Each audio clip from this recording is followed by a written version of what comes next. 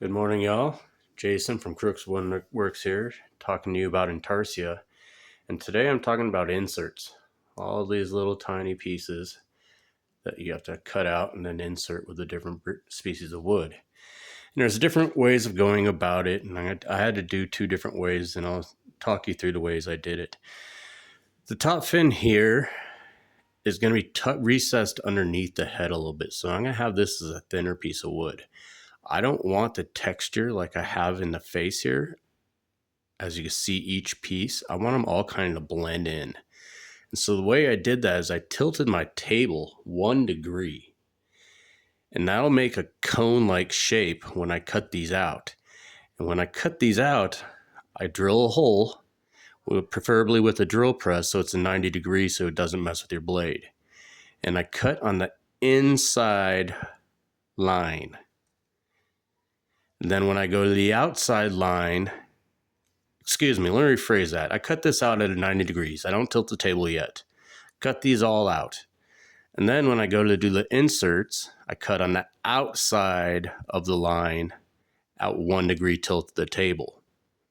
That way when it goes into the piece, it's kind of like a cone and it's going to get wedged in there and it's going to give you the almost perfect look. And that piece is there. Now on the head, I liked the textured look to where it looks like it's actual scales. So I did that differently on the fin out here. Out here, I cut these on the inside line. They're 90 degrees on the table. And then again on the outside line. And when I go to do the glue ups, it's different. And the reason why I do them differently, and I'll tell you that in a second. But this one, I wanted the texture. And when you go to do the glue up, I put glue on the outside of the pieces, and if you drop them in, it's going to come out, the overflow, and that's going to ruin your sealant. It's going to change the color of your wood. So on these, I flip them over on the bottom side.